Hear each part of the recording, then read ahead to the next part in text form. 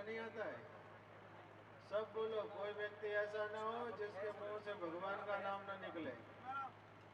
श्री राम जय जय राम। श्री राम जय जय राम।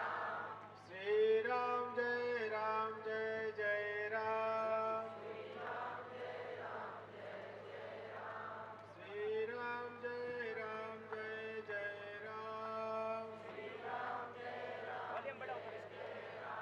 श्री राम जय जय राम। श्री राम जय जय राम। श्री राम जय जय राम। श्री राम जय जय राम। श्यावर रामचंद्र भगवान की, कृष्ण कन्हैया लाल की, श्रिया देवी माता की, गौ माता की, सत्य सनातन धर्म की, सत्य सनातन धर्म की। माँ श्रिया देवी के वार्षिक उत्सव में, वार्षिक उत्सव के पूर्व संध्या पर विराजमान, मंच पर विराजमान परम पूज्य श्री निर्मल दास जी महाराज श्री के श्री चरणों में साष्टांग दंडवत प्रणाम करता हूँ।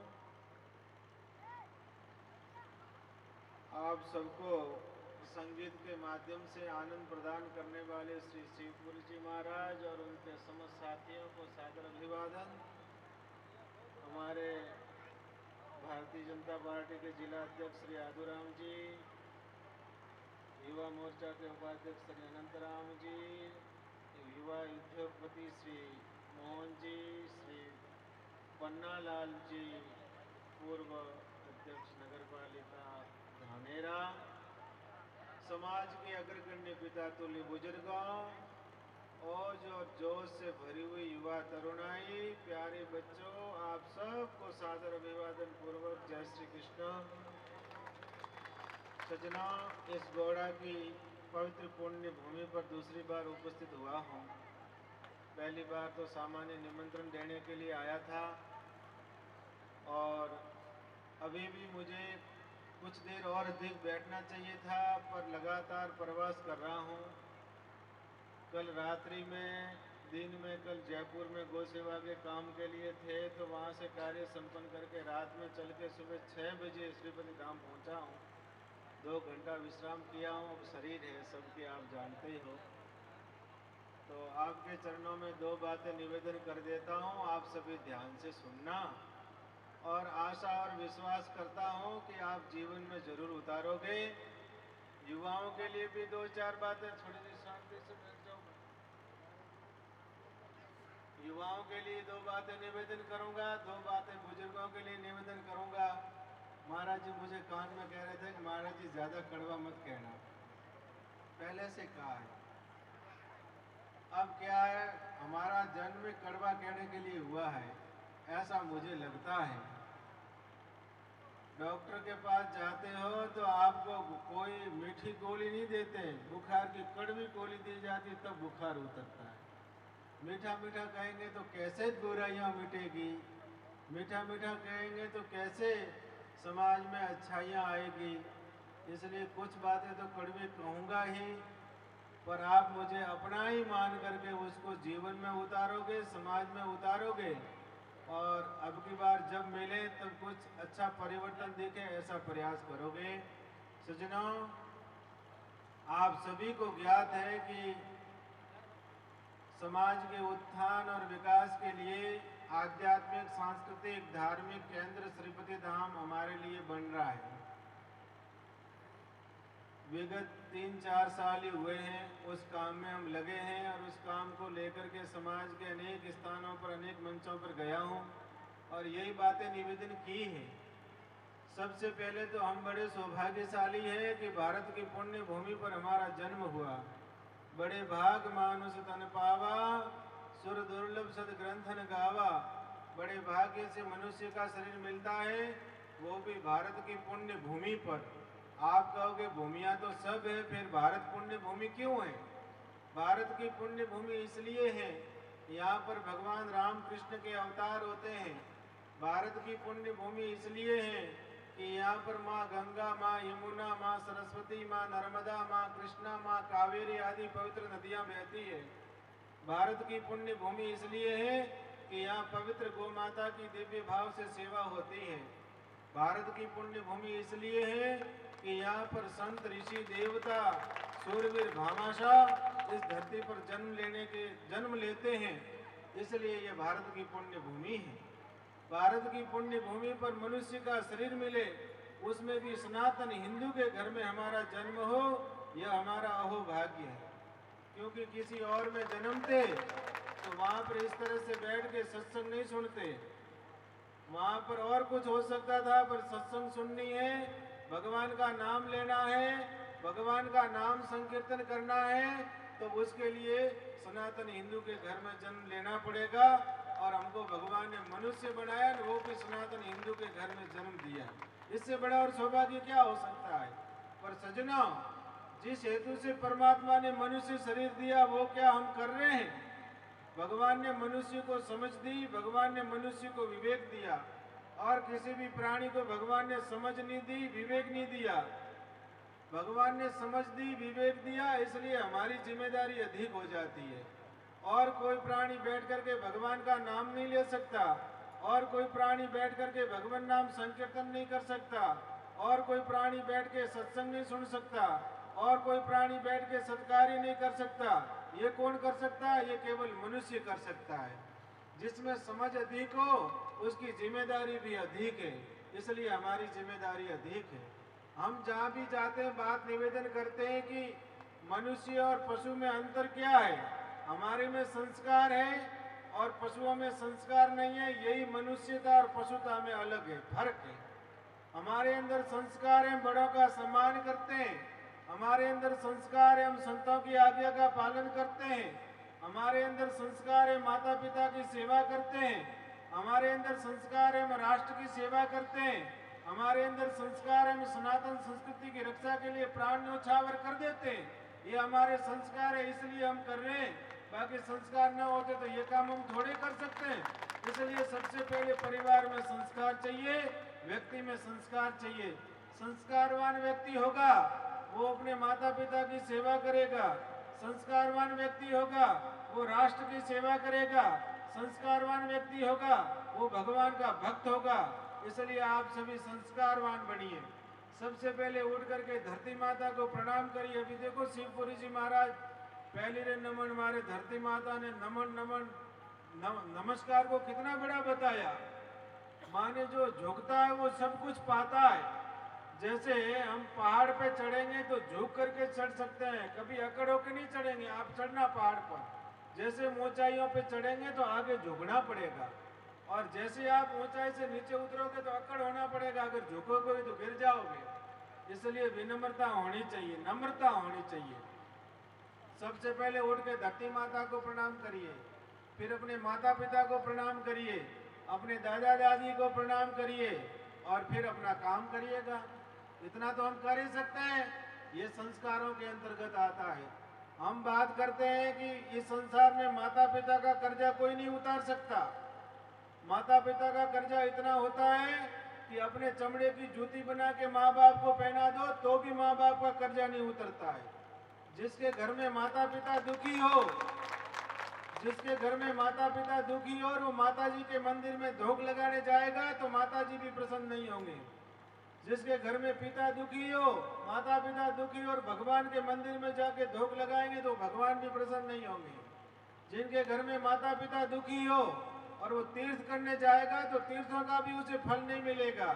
इसलिए आपके घर में चलते फिरते भगवान है, चलते फिरते तीर्थ है आपके माता पिता, उनकी खूब देवी भाव से सेवा करिए।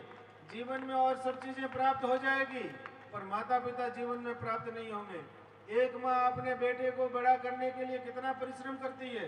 ऐसा कहा जाता है कि जब माँ का प्रसव होता है उस समय उनको इतनी पीड़ा होती है कि एक साथ शरीर में 20 हड्डियां टूट जाए। महाराज एक अंगुली को मोड़ते कितनी पीड़ा होती है, और 20 हड्डियां टूटे इतनी पीड़ा माँ को होती है।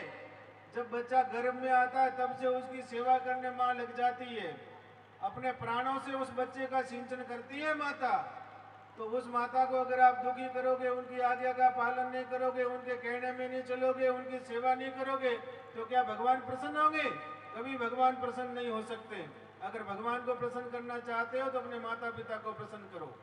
एक पिता अपने बेटे को योग्य बनाने के लिए कितना परिश्रम करते हैं। आप सभी खेती करने वाले हो। एक किसान इतनी परिश्रम करता है जितना एक ऋषि संत परिश्रम करते हैं। इतना तप एक किसान करता है। वो किसके लिए कर रहे हैं? वो अपने बच्चों को योग्य बनाने के लिए कर रहे हैं। यहाँ पर बड़े बुजुर्ग सब विराजे हो। आप इतना कठोर परिश्रम करके अपने बच्चों को योग्य बनाने का प्रयास कर रहे हो। बच्चे भी सब विराजे हो, ज्यादातर युवा तरुणाई दिख रही है। आप सभी लोग अपने माता पिता की आज्ञा में रहो।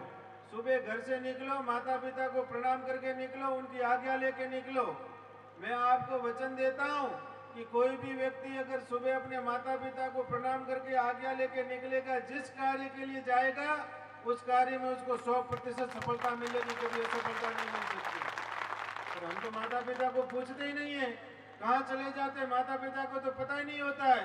बाद में पता लगता है कि बेटा कहाँ गया, तो फोन करके पूछते मैं तो वहां चला गया। ऐसा नहीं, आपके माता पिता ने बड़े मुश्किल से बड़ा किया है आपको। मैं बात कर रहा था अपने पिता की। संसार में अध्यक्ष साहब, संसार में केवल पिता और गुरु दो ही होते हैं जो अपने शिष्य को और बेटे को अपने से आगे देखना चाहते हैं, और कोई नहीं देखना चाहता। सभी लोग गिराने का जरूर प्रयास करेंगे, मेरे से कोई आगे बढ़े ना, ये जरूर प्रयास करेंगे। पर पिता और गुरु दो ही होते हैं। पिता चाहते हैं कि मेरा बेटा मेरे से भी योग्य बने। मैंने जितना तकलीफ सहन की वो भले की, पर मेरा बेटा सुखी से रहे। गुरु भी यही चाहते हैं कि मैं जैसा हूँ वैसा हूँ, पर मेरा शिष्य योग्य बने। दो ही चाहते हैं और कोई नहीं चाहता है। इसलिए पिता की आंख में कभी आंसू मत आने देना, अपनी माँ की आंख में कभी आंसू मत आने देना। सज्जनों, इस क्षेत्र में शिक्षा का अभाव है। बात करते हैं भी मार साहब, 2-4 मार साहब ही दिखते हैं केवल, दूसरे तो कोई दिखते ही नहीं। आप अपना उज्जवल भविष्य चाहते हो, अपने बच्चों को पढ़ाओ, अपनी बच्चियों को पढ़ाओ। क्यों नहीं पढ़ाते हो बच्चे बच्चियों को? आजकल शिक्षा का युग है। बिना शिक्षा क्या है? कुछ भी नहीं है। अगर अच्छा बच्चा शिक्षित हो जाएगा, केवल इस भाव से मत पढ़ाओ कि नौकरियां तो मिलती नहीं है, क्या करेंगे। अरे क्या नौकरी के लिए पढ़ा जाता है? अच्छा पढ़ेगा तो व्यापार भी अच्छा करेगा, अच्छा पढ़ा लिखा होगा तो खेती भी अच्छी करेगा, अच्छा पढ़ा लिखा होगा कारीगर बनेगा तो ठेकेदारी भी अच्छी करेगा। इसलिए बढ़िया पढ़ाओ।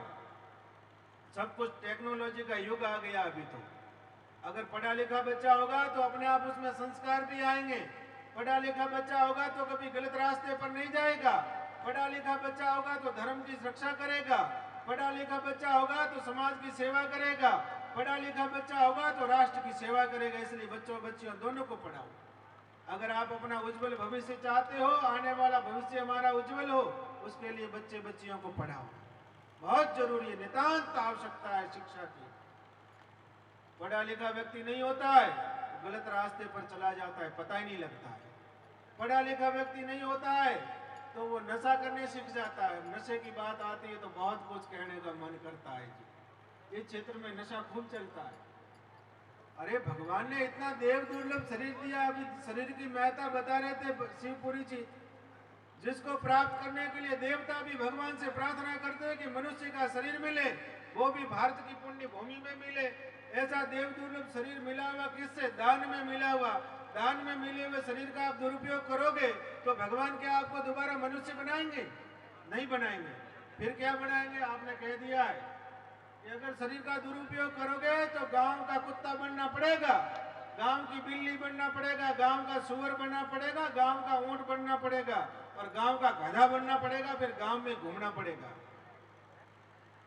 भगवान ने इतना सुंदर शरीर दिया और आप उसमें बीड़ी डाल रहे हो, उसमें अफीम डाल रहे हो, उसमें डोडा डाल रहे हो, उसमें तंबाकू डाल रहे हो।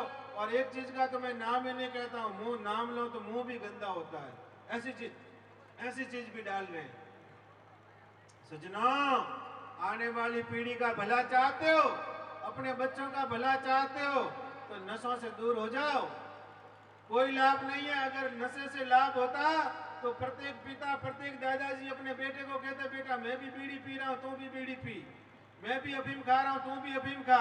मैं भी डोडा पी रहा हूं, तू भी अभी डोडा पी। पर कोई पिताजी या दादाजी अपने बच्चे को नहीं कहते, ऐसा कहते हैं कि मैं तो पड़ गया हूं इसमें, पर आप मत पढ़ना। इसलिए नशे पते से दूर रहो, व्यसन मुक्त समाज बने। जब तक समाज में व्यसन में कितना रुपया हम बर्बाद कर देते हैं। एक बार मैंने सिणधरी का हिसाब लगाया साहब, सिणधरी में 2000-3000 परिवार है, उसमें इतने लोग नशा करते हैं। हिसाब लगाया, एक वर्ष का 20 करोड़ रुपया नशे में बर्बाद कर देते हैं महाराज। 20 करोड़ रुपया किसे कहते हैं? एक तहसील में 20 करोड़ रुपया नशे में बर्बाद कर देते हैं। मैंने वहां पर कहा, मैंने कहा आप 20 करोड़ रुपया नशे में बर्बाद करते हो, मुझे उसमें से 1 करोड़ रुपया दे देना, मैं प्रति वर्ष आपको 2-4 IAS और IPS निकाल के दूंगा। पर कौन करे ऐसा काम? अफीम 1 किलो बैठे बैठे खा जाएंगे, 10 किलो डोडा बैठे बैठे पी जाएंगे, पर कभी ये नहीं सोचते कि मेरे समाज का कोई होनहार बच्चा है, आर्थिक दृष्टि से कमजोर है, तो हम सब मिलकर उनको पढ़ाएं। ऐसा कोई नहीं सोचेगा। क्या मिलना है अफीम खाने में, क्या मिलना है डोडा पीने में? पता नहीं क्यों शरीर को बर्बाद कर रहे हो। शरीर बर्बाद हो गए, परिवार बर्बाद हो गए, क्या करना चाहते हो? और ऐसे पवित्र कुल में पता नहीं बोतल कहां से आ गई। पहले मोरारी बापू के श्रीमुख से सुना है, मोरारी बापू ऐसा फरमा रहे थे कि पहले कोई संत गांव के बाहर आते थे, वो कहते कुमार का घर हो तो वहां पर पवित्र अन्न और जल मिलेगा, वहां रात्रि विश्राम करेंगे। ऐसे पवित्र कुल में ये बोतल कहां से आ गई, शराब कहां से आ गया? बहुत विडंबना है भगवान। जिसके घरों में शराब आया उसके घर में से सब कुछ चला जाता है। उसके घर में भगवान नहीं रहेंगे, उसके घर में देवी शक्तियां नहीं रहेगी, उसके घर में देवता नहीं रहेंगे, उसके घर में ऋषि नहीं रहेंगे, उनके घर में संत नहीं रहेंगे, उनके घर में भूत रहेंगे जो भोपों के पास जाओगे। अगर अपना भला चाहते हो तो इन सब से दूर हट जाओ, संस्कारवान बनो, बच्चे बच्चियों को पढ़ाओ, नशा पता से दूर रहो, इसमें सबकी भलाई है। मान लो बुजुर्गों को नशा की आदत पड़ गई है, तो उसको आप रावणा में सभा करके लेने की कहां जरूरत है? किसी व्यक्ति को गोली बीमारी हो, मान लो मुझे बीमारी है, मैं डायबिटीज का पेशेंट हूं, तो मैं क्या सभा में आकर के कहता हूं लो मैं गोली ले रहा हूं, आप ही ले लो, आप ही ले लो। किसी को आदत पड़ गई है तो वो अपनी दवाई की तरह ले लो। इस प्रकार से सभा में बैठ के लेने की आदतें छोड़ो। कहाँ लोग तो चंद्रमा पे घर बनाने की बात सोच रहे हैं, और हम यहाँ पर घोट घोट के पीना है, घोट घोट के पीना है, उससे ऊपर ही उठना नहीं चाहते। आने वाली पीढ़ियां हमको कोसेगी कि हमारे पुरखे हमको विरासत में क्या दे करके गए। क्या हो रहा समाज में वो तो कुछ दिखता ही नहीं है। अधिकतर क्या हो गया कि खूब मंडूक हो गए लोग। आप कोई बुरा मत मानना, हम ये कड़वा कह रहे हैं, क्यों कह रहे हैं? कोई मेरे को कमा के देना पड़ता नहीं है। आप नशा कर रहे हो तो आपके घर का पैसा बर्बाद कर रहे हो, शरीर बर्बाद कर रहे हो तो आपका कर रहे हो, कोई मेरा तो कर नहीं रहे हो। बिगड़ेगा तो आपका बिगड़ेगा, मेरा क्या बिगड़ेगा? और मुझे पीड़ा होती है क्योंकि मैं आपका हूं, इसलिए पीड़ा आपके सामने निवेदन कर रहा हूं। मैं आपसे निवेदन कर रहा था कि किसी को कोई आदत पड़ गई है तो दवाई की तरह ले लो, उसको महिमा मंडन करके लेने की जरूरत नहीं है, उसको सभा में बैठ के लेने की जरूरत नहीं है। मैंने सुना है कि इस क्षेत्र में मृत्यु भोज होते हैं, बहुत ज्यादा होते हैं। क्या सज्जनों, आप सभी विराजे हो। मैं खूब मंडू की बात कर रहा था। एक कुएं का मेंढक था, एक समुद्र का मेंढक था। कुएं का मेंढक समुद्र के मेंढक से, कुएं के मेंढक से समुद्र का मेंढक मिलने आया और उसने कहा कि अरे भैया, इतने छोटे से कुएं में क्या रहते हो, हमारे समुद्र में आ जाओ, खूब बढ़िया तैरने का खेलने का बहुत अच्छा है। कुएं का मेंढक 1 फीट कूदता है कि इतना बड़ा कुआं हो तो समुद्र होता है। वो बोले कि नहीं, समुद्र तो बहुत बड़ा होता है। 5 फीट कूदता है, इतना बड़ा होता है। बोले नहीं, समुद्र तो बहुत बड़ा होता है, 10 फीट अंत में कांटे तक चला जाता है, इतना बड़ा होता है। बोले नहीं, समुद्र तो बड़ा होता है। कुएं का मेंढक कहता है कि वाह, तुम भी क्या भला आदमी है, झूठ बोलने की कोई हद होती है, इससे बड़ा कुछ है ही नहीं, सबसे बड़ा यही है। तो हमारे क्षेत्र के लोग भी कहीं बाहर तो गए नहीं, संसार में क्या हो रहा है वो तो देखा नहीं, बस यही देखा है कि मृत्यु भोज खाओ